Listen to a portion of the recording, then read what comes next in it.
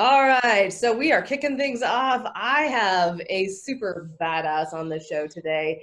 This man needs really very little introduction, but I will say he's kind of the male version of me. And finally, I found somebody who actually says fuck more than I do and is not offended. But he also shares the idea that grammar and spelling are optional because it's really more important that you deliver as opposed to have perfect posts. So, welcome to the show, Donnie Boivin. Hey girl, how are you? Dude. I gotta tell you, I'm actually really excited for this one. There was a lot of people that even commented in my group that they want to see you and I, going at it on a podcast like this. So this should be fun. And yeah, dude, as soon as you put that quote out there that if my grammar's right, assume I've been hacked. I had to steal that and make it into a whole graphic because that's my life story. And people even bust my chops on Facebook sometimes. Like, you've totally misspelled your you're missing commas. I'm like, dude, that's just become my brand at this point. But no, this will be fun. Happy to hang out, say fuck a few times, and let's have some fun with guests, you Absolutely. listeners, and everything. Okay, so now you have a background in military, right? I do. I was former United States Marine. Got in right out of high school. Spent 4 years in the Marine Corps and got out as quick as I could and ran like hell. I don't know what I was thinking. I loved every minute of being in the military. Right? Let me say that. I love being a Marine. I love being a veteran. All that's what I mean to say. But I'm not a guy who likes authority. I don't like being told what to do. But yet, my dumb ass at 18 years old was like, fuck it, let's sign up for the toughest military in the world that has the most strictest policies and rules about telling you what to do, where to eat, where to piss, where to sleep, and the whole nine world. And then let's go in with a chip on your shoulder with a whole bunch of other assholes that don't like rules and authority. And let's put us all in a freaking room and put a gun in their hand and say, fucking, let's go defend the world. It did some amazing things for me.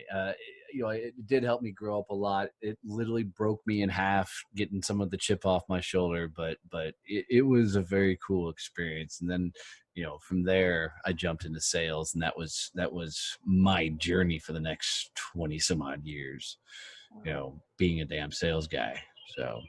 One of the things that's always kind of fascinated me is that people who move from military into, whether it's sales or being self-employed, there's this incredible discipline to just, dig in, do the thing that's hard. And it almost seems to me it's like you've been conditioned already to just dig in.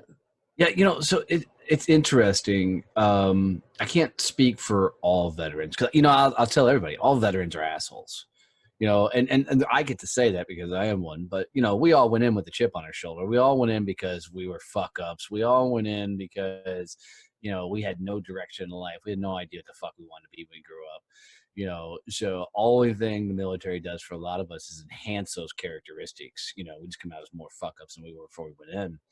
But I will say, in the military, no is not an option. Specifically, I will speak towards the Marine Corps. Is when you're told to do something, there's no questioning, there's no pondering. No, you just move and get it done. So, I've always been a worker. I mean, anywhere I've been, usually like the first guy to show up, one of the last ones to leave. And the military, I think what it gave me in that regard was you just get shit done. It's literally whatever the task is. I mean, I was a motor team mechanic, which means I worked on Humvees and 5 tons when I was in the military. Dude, we use whatever we get our fucking hands on to keep the trucks going, because not having a truck running is not an option. And so you did everything. So, I mean, we used pantyhose at one point to fucking fix a fan belt. Don't ask me why a bunch of Marines, somebody pulled a pair of fucking pantyhose out of their goddamn seat bag, but Sorry. but yeah, I mean, that's a real thing. And I think that ability to think quickly on your feet and just get it done in an unquestioning role, because a gunny, captain, somebody walks up to you and say, hey, fucking fix that Jeep, you got to fix the Jeep. right? And I think that's carried over for a lot of them, and I won't say all of them, but for a lot of them, they're just creative, and that's good or bad, because that also means we're not really good with authority.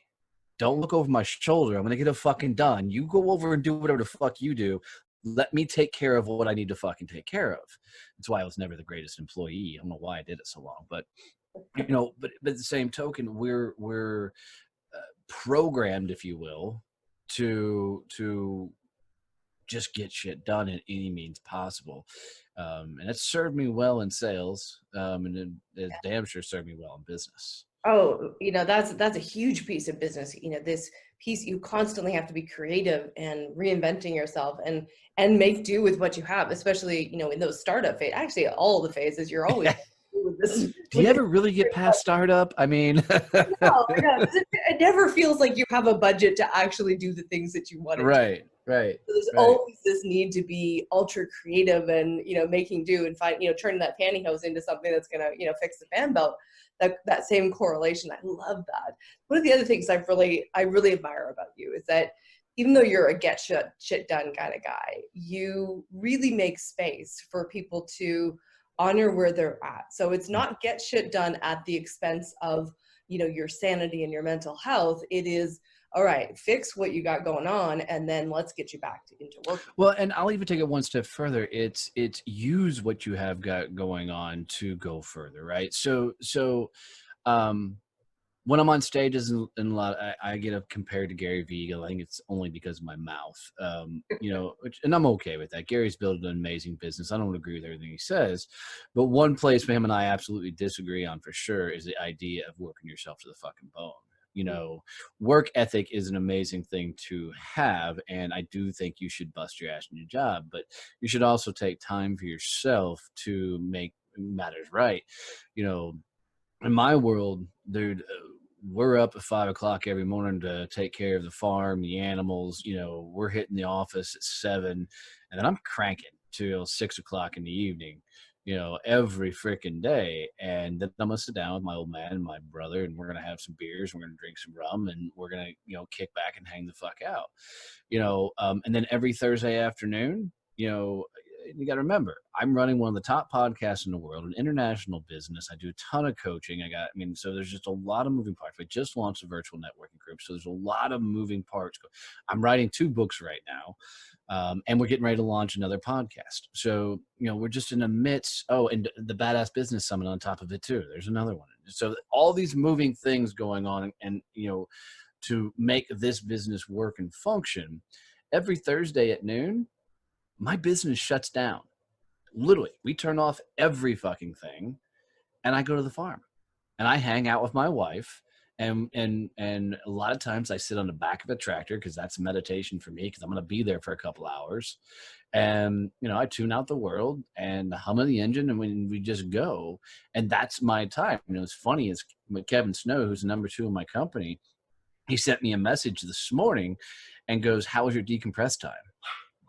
Because they just know that that's what I'm going to do.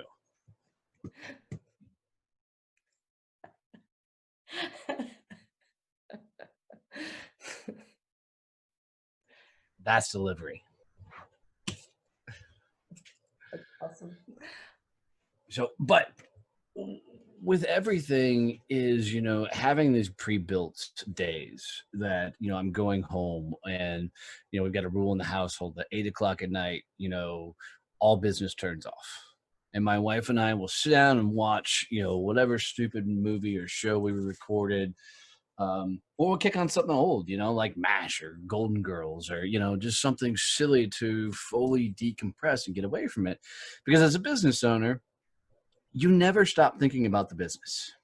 You're always contemplating, guessing, figuring shit out. And if you don't find ways to escape from the mental game, you're going to find yourself in such a wicked, wicked burnout. And I see that over and over again with people, because it's like they're trying to run so fast. I need to get this done. I need to get this done. And yet the very thing they need to do the most is have that built-in decompress time so that they're coming back fresh and, yep. and able to be more effective. Because if you're pushing at a time when you're feeling frazzled, you make mistakes, and then you have to come back and, do it. Now you've tripled the time, because it's taking you twice as long to do it in the first place, and then you have to redo it. Yeah. And you're absolutely right. But I also think that as business owners, you've got to be able to handle a massive amount of stuff, because running a business, there's a lot of moving parts. Mhm. And then you bring on a team, you're taking care of other people's livelihoods. So you've got to make the right calls. You got to take the right risk. And that's a lot of pressure on you, which leads to, you better find that decompress time to take a few minutes and unwind. And I had to learn the hard way, as everybody else does, because I'd have a tendency, and I can't listen to Gary Vee too much, because he's one of those guys that I listen to and I'm like, oh fuck, I'm lazy. I got to do more. I got to do more. I got to do more. And then I'm like, holy shit, I can't do this and keep up the pace, and maintain my health and everything else. So Yeah, finding those balance points. So speaking of that, I am curious. So best and worst thing about COVID for you? So here's an interesting thing about the whole COVID thing, is it did not impact our business, except in one aspect. So I live in a very small farming town. I mean, the one stoplight, one restaurant, type thing. So we never really saw the COVID thing. Okay. So we put that caveat in there. The worst thing about COVID is watching so many small businesses shut down. There's so many restaurants that are out of business, or small business, and there's a lot. I mean, I've even got some fans and followers that still send me a message like, okay, so we've slowly been able to open, but we're not getting the foot traffic, and because people aren't out and everything. So for me, that's an absolute tragedy. And I wish there was a better solution earlier on. The best thing is the opportunities it created. And I think, and I tried to preach this as loud as I could to as many people that would listen, is the ones that created in this moment would build an empire. Because a lot of the best things, a lot of the best companies, a lot of the biggest brands and names out there were built in tragedy. We're built in a downturn. We're built in a huge struggle. So we were very much, as a company, trying to do as many things that made sense, that fit our brand, and launch things to try and figure out what was that thing that we were going to push hard on and create, and it ended up being the networking groups. And we capitalized on a moment, because we had a skill set we knew people needed, and it was one, it would be a revenue stream that would keep us afloat and running, but it would also provide a ton of value for other people and help them get business in a very, very hard time. And some of our people that are in the networking groups, they shut down their retail location, but because of the networking groups, were able to keep revenue coming in, because there was still people buying online and whatnot, and they were able to keep their brand out there. So knowing that kind of stuff was very, very cool to keep people proactive.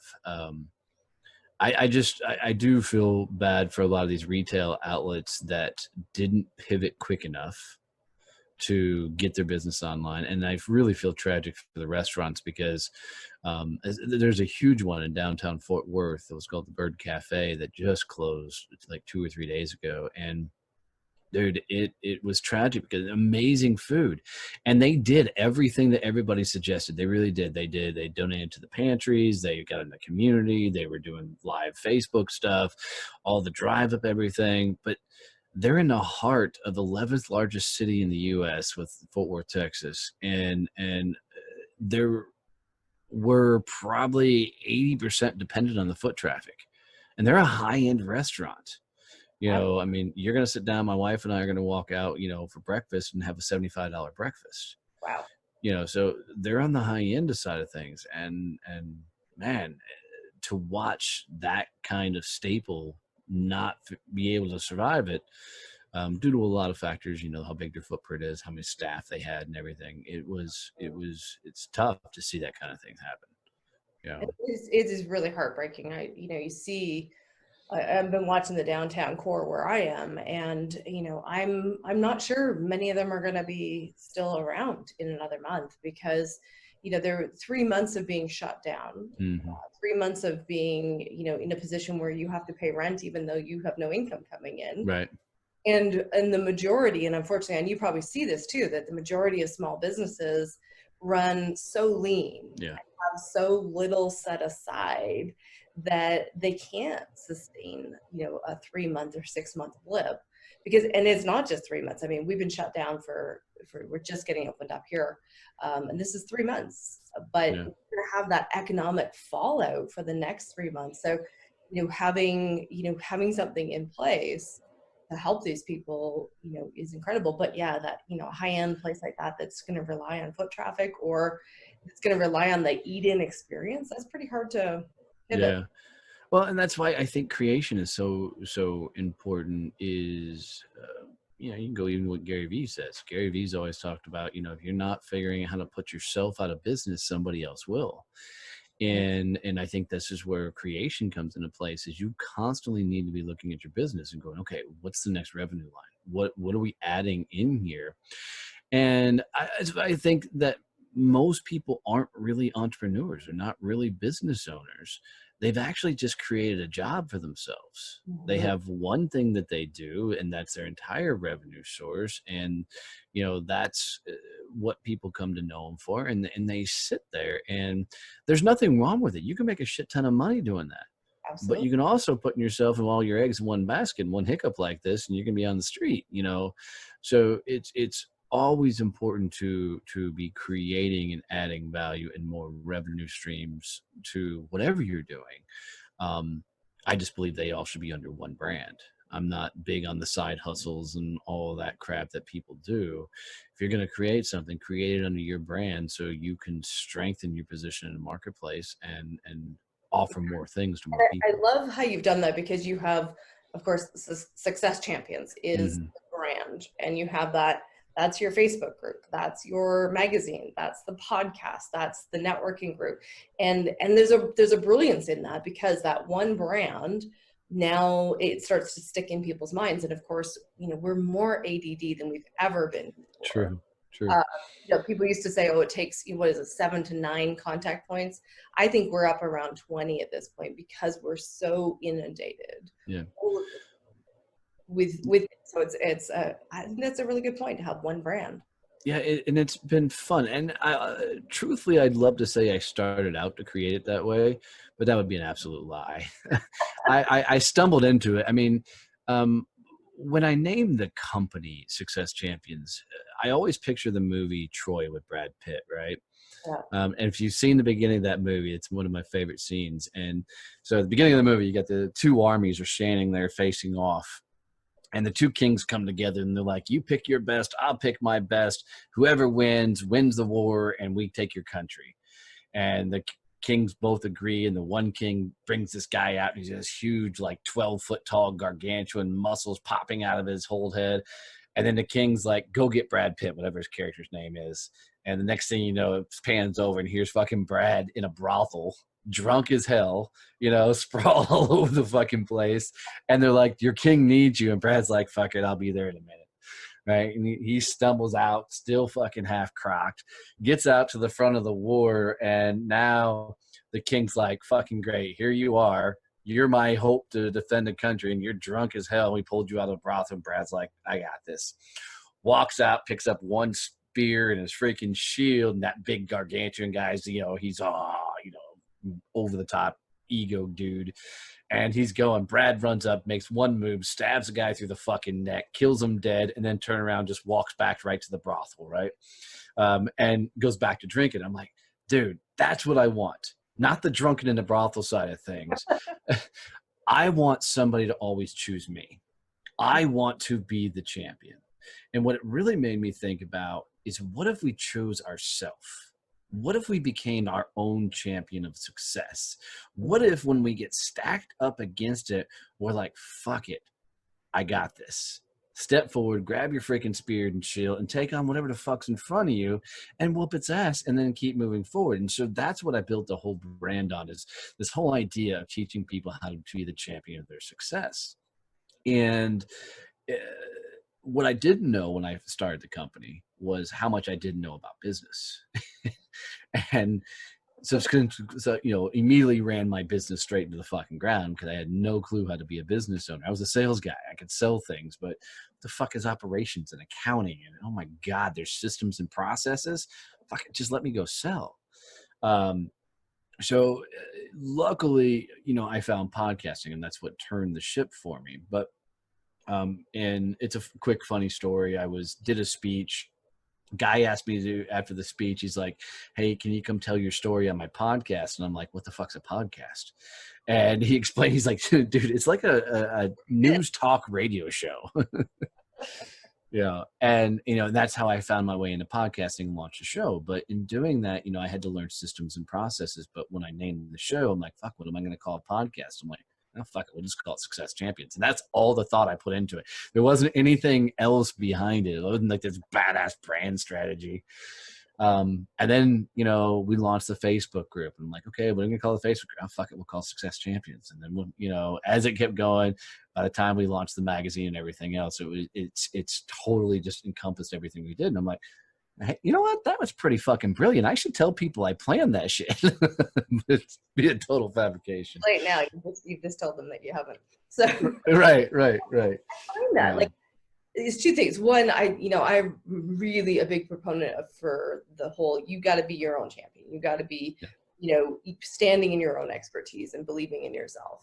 And that's a lot of where I like to get people to as well. So it's another reason why you and I connect. But this piece of that, the entrepreneurial journey, some of it, well, a large part of it is that inspiration and following that inspiration. So we get that idea and then we just run with it. And we stumble onto things, but often I find the things that we've stumbled onto, that's more like that inspiration, that spark, those are the things that just, they take off and they resonate. And then before you know it, you're like, oh, this is doing really well. Yeah. And here's why. For me, I think I think it was Henry Ford that said everything you want on the other side of fear. And that's absolutely wrong. And let me explain. And this is something I had to figure out for myself. It's not about getting over a fear. It's about the willingness to go through it to learn. And I think the value comes in the moment of failing and keep pushing forward, because that's when you fucking learn everything. And I think, people have asked me how I found the level of success I have in the business. And it comes down to, I've probably just stayed in the game longer than a sane or logical person would have. And I think there's a good portion of running a business that you have to have this craziness about you to be willing to take this shit on. So knowing that I have to fail better at things to become better at things and learn more has been like the baseline of how we've grown and scaled the business. I mean, I constantly look at the team. I'm like, okay, guys, we're going to do this. Let's go break some shit. Because anytime you launch something new, everything you plan for is not going to work. And you're going to get blindsided about all this shit you weren't expecting. Yeah. So you might as well go into it knowing that shit's going to break and go, okay, when it breaks, we'll figure it out. We'll learn from it. We'll sharpen the spear a little bit and we'll get back to work. And that's the entire idea behind it is if you go into it with this mindset, I'm just going to evolve as a person, then you'll keep pushing forward and you'll become this next level version of yourself, which is why we were put on this fucking planet anyways. Right. Yeah. I love that. And, for me, it's that idea of going into business for the sake of developing who you are. And when you lean into taking on a new project or a new idea, and you do that from the perspective of like, okay, how much am I going to grow? What can this do for me personally, as opposed to being really locked in and attached to it having a necessary outcome, then you end up making space for something even better than what you imagined. And it rarely goes in the direction that you wanted to go, as you found. Like, it's like, oh, I'm going to go over here. And right. everybody else is like, no. And if you leave it to just go in the flow that it's going to happen, and follow it and tweak and, MacGyver everything as you need to as you go along, something even more magical shows up every single time. Yeah, no, I tell you, I think probably the most shocking thing for me running a business that I wasn't prepared to learn was meeting me. And because as I was going through my sales life, I was always a top sales guy everywhere I went. I always crushed my quotas and hit big numbers, and I made a lot of people a lot of fucking money.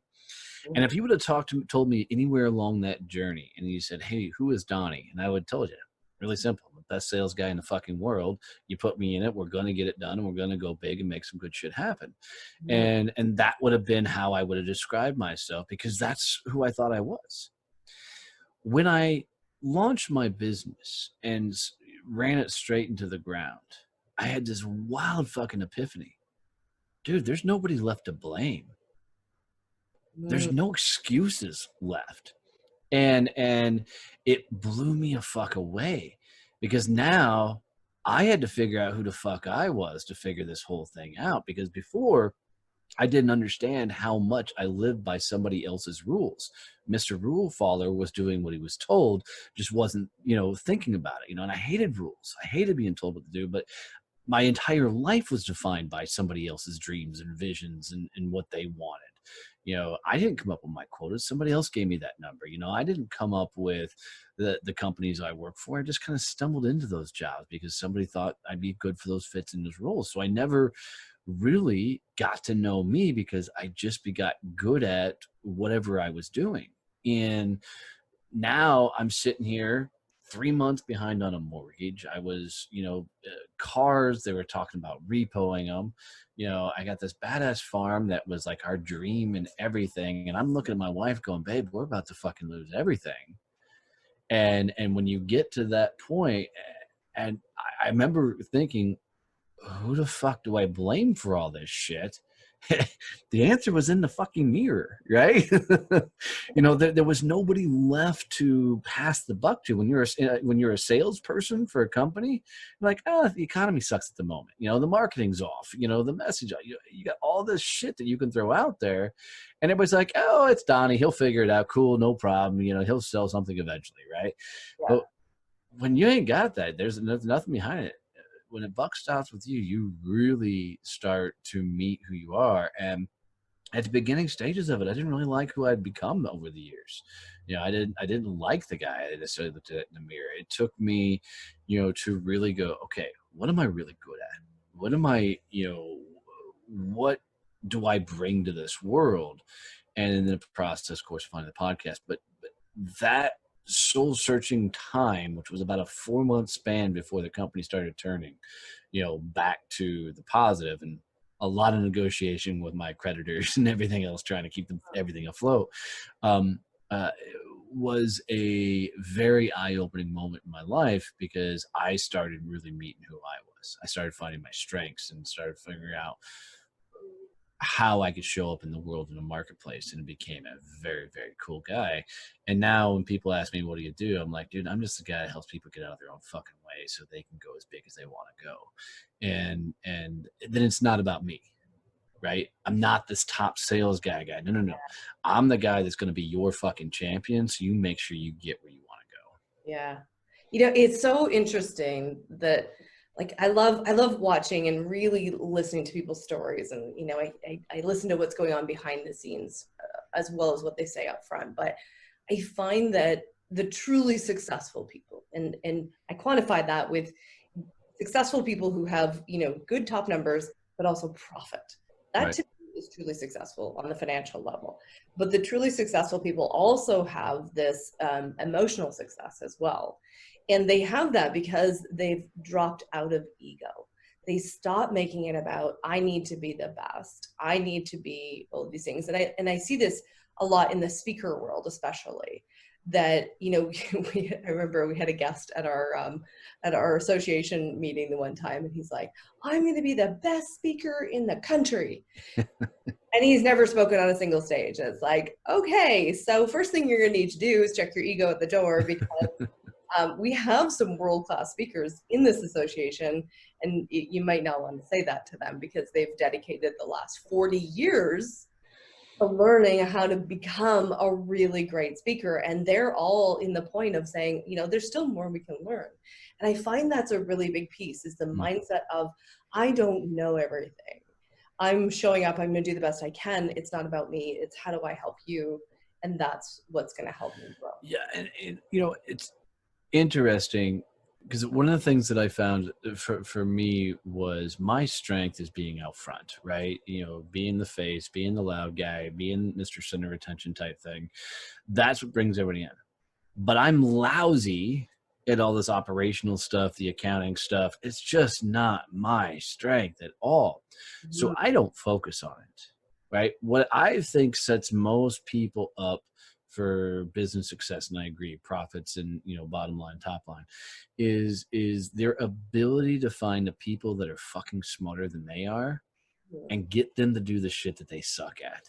I mean, literally, and I love telling it. Kevin Snow's number 2 in my company. This dude is a fucking sales automation badass. Literally, my company would not be where it is today without his ass. Period. And by the way, Kevin and I found each other through fucking Facebook groups. Just so people were like, how can you find your ideal clients in Facebook groups, whatever? Fuck you, they're there. Right. But freaking when Kevin came into my business, I'd gone through a couple of people, because as a business owner, I was doing this dump and run maneuver where you hire somebody to do a task and you're like, okay, fuck it, that's all yours, I'm out.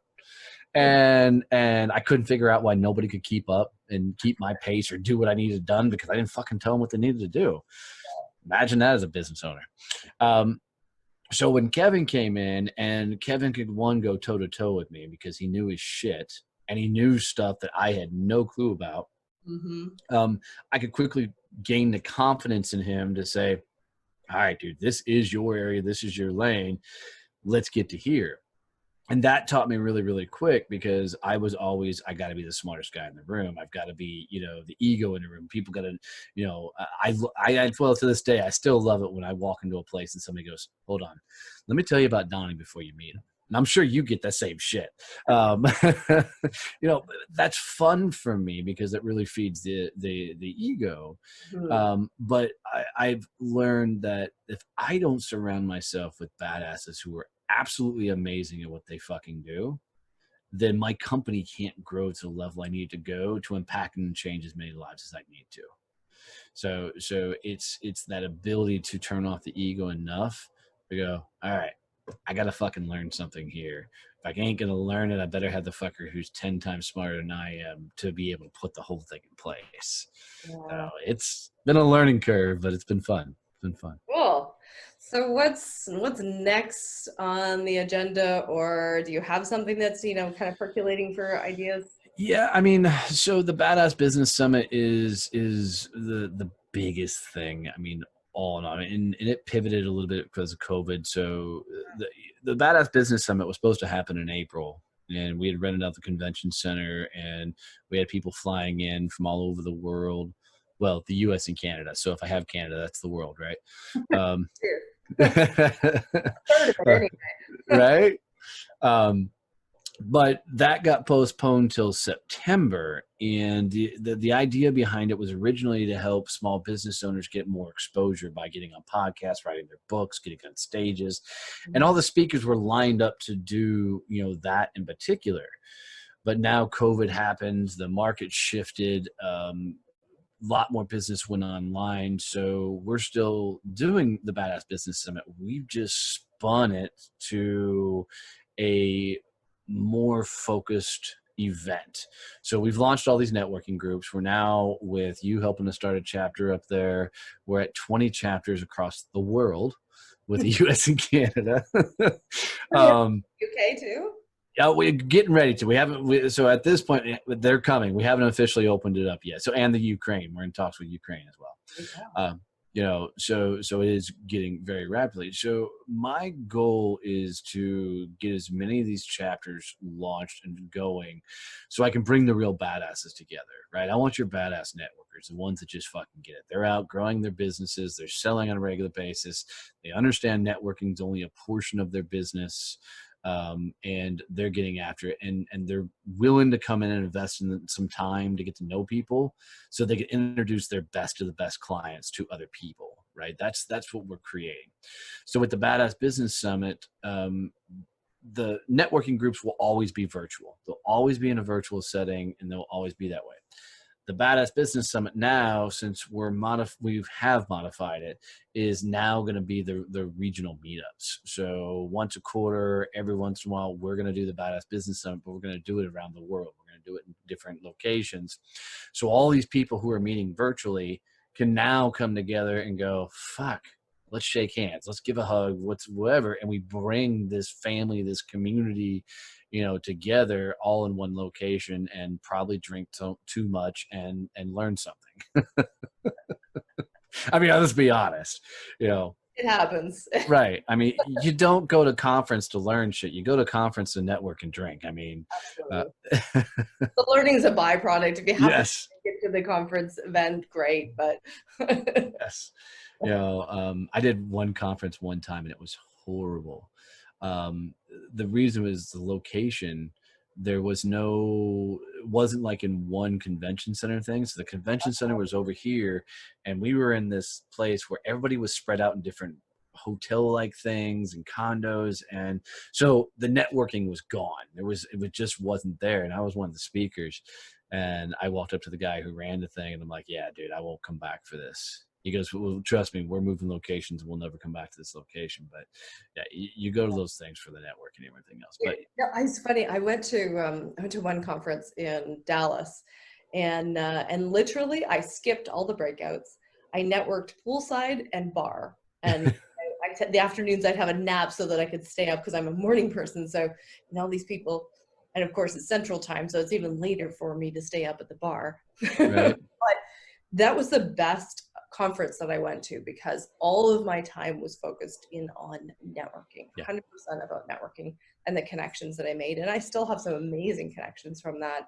This is like almost 6 years later. Yeah. And that's what, I mean, that's the point is usually when you're at a convention, you've got people from all over the world, coming in. You better be networking. And yeah, it drives me nuts to see the same people sitting together at tables, and then they go to lunch together, and then they go to dinner together. I'm like, you guys are fucking this all up. Right? I mean, obviously you're either okay being broke, or you're okay just trying to learn this stuff, and half the shit you're not going to apply to your life, and put into business. So you're missing out on the greatest opportunity, which is to network your ass off. And I learn best when I have a couple things going on and the speakers and things are more in the background. And it's almost like I'm listening to the speaker in this audiobook kind of in my head, because I'm a doodler for one. So if you ever see notes when I'm at a conference, man, I'm fucking drawing all over the place. But two, I'm also a smart ass. So I want to be able to smoke and joke. And so if you're sitting at my table, I'm usually that annoying guy that won't shut the fuck up. And you're like, oh my God, can I just take a note here? But that's how I learn. And just fucking everybody else doesn't learn that way. So I'm like, well, don't sit at my table. But sometimes you're fucked because I'm never going to sit in the same table. I'm going to walk around and meet as many freaking people as I can. Yeah. I'll keep that in mind next time we're at an event. I'll be like, Donnie sits beside me. I'm going to go sit somewhere else. No offense, but but I mean, that's everything in life. Is everything is business development, and I think that's what people don't understand. Is I don't care where you're at, what you're doing. If you aren't willing to have a conversation that is casual, non-salesy with somebody to tell somebody what you do, odds are you hate what you fucking do. Because, dude, I love talking about my Facebook group. I love talking about the podcast. I love talking about the magazine. I love talking about networking. I love talking about business and sales. And it drives my wife fucking bonkers because I'm willing to talk about it to anybody. And when I was a sales guy, excuse me, I didn't love going out and talking about fucking printing. I didn't love going out and talking about franchises. I didn't love going out and talking about HVAC, but I love this shit. And that's why I know, excuse me, that's why I know that most people hate what they fucking do, or otherwise they'd be telling the fucking world about it. Yeah. Okay, so I know we could talk for hours. You and I have a very similar outlook on life and business, and I love it. So maybe one key tip for networking, and then we're going to end where to reach you. Cool. Love it.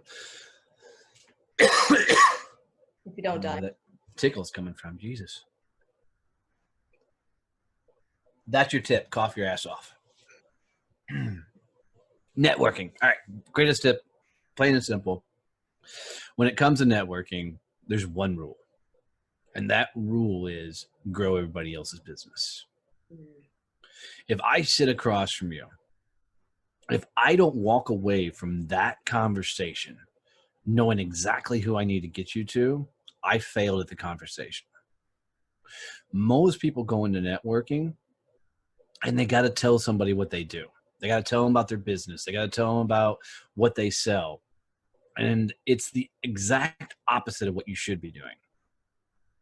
You need to go in, sit across from somebody, dive into their world with the thought process. That's a good thought process. All right, shit. With the thought process that how do I get to know this person so well that I could introduce my best client to them? And the only way you'd ever do that is you got to get to know somebody so well. You've got to get to a level of trust. Really dive into their world, figure out their story. Where do they come from? How do they get into that career? And really invest in them. And you'll be amazed, because if you can really open doors for people, I mean, really open doors and help them get clients and grow, badassery just happens. And your business will grow tremendously because of it. Love it. Okay, where do people find you? Okay. Fuck me, sorry. So I have a gift for your audience. Awesome. We like gifts. So one of the things I really struggled with coming up, growing my business is, I'm going to cough again. God damn it. If you don't die, where do people find you? Right? In theory. Okay.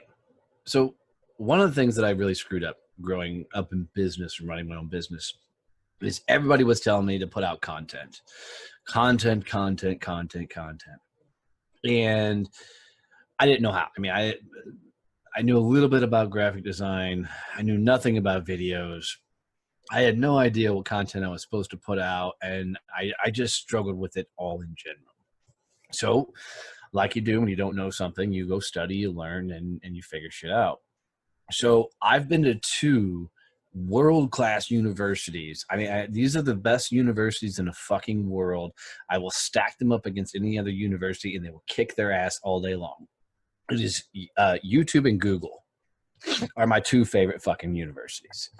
You can literally learn. You don't need college. Unless you're going to do open heart surgery on somebody, you don't need college. Yeah. Or you're going to be an attorney, right? Everything else is learned on the fucking fly. But between YouTube and Google, I've learned so many cool things. So I have a private Facebook group that's a part of the virtual networking groups where I teach business development and sales all the time. One of the sessions, the people were asking me, like, how do you create so much content? So I literally sat down, broke out step by step how I just created a massive amount of content using nothing but free programs, and I taught it. So what we did is we took that entire training I put it into a little video. And if your listeners will send the words, "I am a success champion," to 817-318-6030, I will send them that video for free. Of course, it's going to ask for your email, so we know where to send it. But if you struggle with content whatsoever and you're trying to figure out, how do I do it? 20 minutes, a couple of free programs, and you'll have more content that you know what to fucking do with. So I am a success champion, 817-318-6030, and we'll send that right over to you. Fantastic. Otherwise, type in success champions anywhere and I pop up. Donnie, as always, it is a pleasure to get to hang out with you.